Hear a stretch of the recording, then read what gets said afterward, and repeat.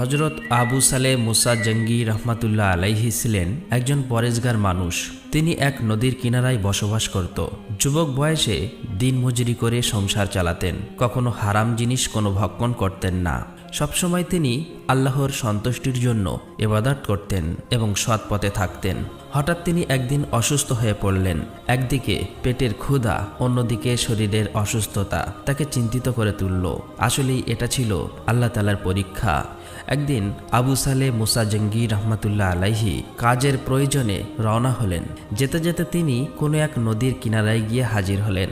কয়েকদিন অনাহারে থাকার কারণে ক্ষুধার্ত এবং তৃষ্ণার্ত হয়ে পড়েছে, তাই তিনি সেখানে বিশ্রাম নিচ্ছিলেন। কিছুক্ষণ পর তিনি পানি পান করার জন্য নদীর একেবারে কিনারায় গিয়ে হাজির হলেন। ঠিক সেই সময় দেখলেন কোথা থেকে একটি আপেল নদীর স্রোতে ভেসে আসছে। এটা দেখে আবু সালেহ মুসা জঙ্গি রহমাতুল্লাহ আলাইহি সেই আপেলটি তুলে নিলেন। ক্ষুধার যন্ত্রণা এতটা তীব্র হয়ে উঠেছিল যে তিনি কোনো কিছুই চিন্তা করলেন না। ক্ষুধার্ত থাকার কারণে আপেলটি খেয়ে পেট ভরে পানি পান করলেন।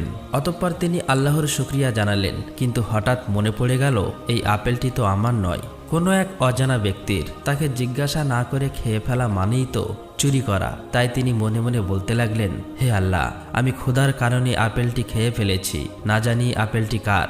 এখন আমার কি হবে? কাল কিয়ামতের দিনে আমি কি জবাব দেব? এখন তো আমার সেই ব্যক্তির কাছে ক্ষমা চাইতে হবে। এই চিন্তা তার হৃদয়ে ভীষণ অস্থিরতা এনে দিল। কিছুক্ষণ যাবার পর তিনি একা একা বলতে লাগলেন, যেভাবেই হোক আপেলটির প্রকৃত মালিককে খুঁজে বের করব এবং তার কাছে ক্ষমা চাইব। যদি সম্ভব হয় এর মূল্য পরিশোধ করে দেব। অতঃপর সেই আপেল গাছের মালিকের সন্ধান করতে লাগলেন।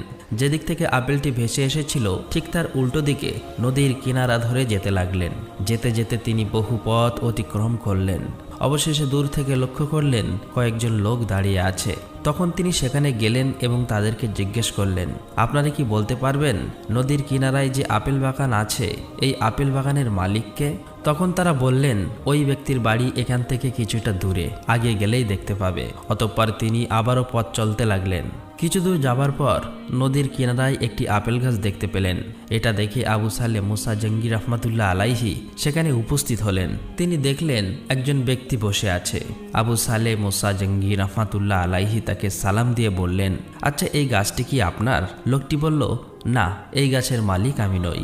ওই যে দূরে বাড়ি দেখা যাচ্ছে ওখানেই এই গাছের মালিক থাকে। আপনি চাইলে সেখানে গিয়ে তার সঙ্গে দেখা করতে পারেন। অতঃপর আবু সালেহ মুসা জঙ্গি রহমাতুল্লাহ আলাইহি আর দেরি করলেন না, ওই বাড়ির দিকে রওনা দিলেন। বাড়ির কাছে গিয়ে সালাম দিয়ে বললেন, বাড়িতে কি কেউ আছেন? এই কথা বলার সাথে সাথে একজন ব্যক্তি বাইরে আসলেন এবং বললেন, কি ব্যাপার, আমাকে ডাকছেন কেন? আর আপনাকে তো ঠিক চিনতে পারলাম না। তখন মুসা জঙ্গি রহমাতুল্লাহ আলাইহি বললেন, আপনি কি এই আপেল গাছের মালিক? লোকটি বলল, জি হ্যাঁ, আমি এই আপেল গাছের মালিক। তখন আবু সালেহ মুসা জঙ্গি রহমাতুল্লাহ আলাইহি অত্যন্ত বিনয়ের সঙ্গে বললেন, আপনি আমাকে ক্ষমা করে দিন। লোকটি বলল, আপনি কি অন্যায় করেছেন? কিসের জন্য ক্ষমা করে দেব? আমি তো কিছুই বুঝতে পারছি না। তখন আবু সালেহ মুসা জঙ্গি রহমাতুল্লাহ আলাইহি বললেন, অনেকদিন অনাহারে থাকার কারণে ক্ষুধার তাড়নায় এই গাছের একটি আপেল খেয়ে ফেলেছি। এই গাছটি যেহেতু আপনার, তাই আপনাকে না বলে আমি আপনার গাছের ফল খেয়ে ফেলেছি, তার জন্য ক্ষমা চাইতে এসেছি। এই কথা শুনে লোকটি তার দিকে গভীর দৃষ্টিতে তাকিয়ে রইলেন। লোকটি মনে মনে বলতে লাগলো, কতটা ন্যায়পরায়ণ হলে একজন মানুষ শুধুমাত্র একটি আপেলের জন্য এত দূর থেকে এসে ক্ষমা চাইতে পারে। জীবনে অনেক মানুষ দেখেছি, কিন্তু এমন সৎ ভদ্র কখনোই দেখিনি। তাকে যেভাবেই হোক আমার কাছেই রাখতে হবে। অতঃপর তিনি বললেন, আমি আপনাকে ক্ষমা করতে পারি, কিন্তু আমার একটি শর্ত আছে। তখন আবু সালেহ মুসা জঙ্গি রহমাতুল্লাহ আলাইহি বললেন, আমি যে কোনো শাস্তি মাথা পেতে নিতে প্রস্তুত, আপনি যা বলবেন আমি তাই করব। তখন ওই গাছের মালিক মৃদু হেসে বললেন, কয়েক বছর আমার এই আপেল বাগানে আপনার গোলামি করতে হবে। যতদিন পর্যন্ত আমি ক্ষমা না করি ততদিন পর্যন্ত আপনাকে এখানেই থাকতে হবে। তখন আবু সালেহ মুসা জঙ্গি রহমাতুল্লাহ আলাইহি বললেন, আমি যেহেতু অন্যায় করেছি, আল্লাহর দরবারে আমাকে জবাব দিতে হবে, তাই ক্ষমা না পাওয়া পর্যন্ত আমি আপনার কথা মেনে নিয়েছি। অতঃপর পরের দিন থেকে আপেল বাগানের কাজে নিযুক্ত হলেন। একের পর এক তিনি কাজ করতে লাগলেন। এভাবেই দীর্ঘদিন কেটে গেল। আপেল গাছের মালিক তার রূপে গুণে মুগ্ধ হয়ে গেলেন। তিনি একাকী বলতে লাগলেন, হে আল্লাহ, না জানি এই ছেলেটি কে, এমন ভদ্র নম্র সৎ মানুষ আমি কখনোই দেখিনি। সামান্য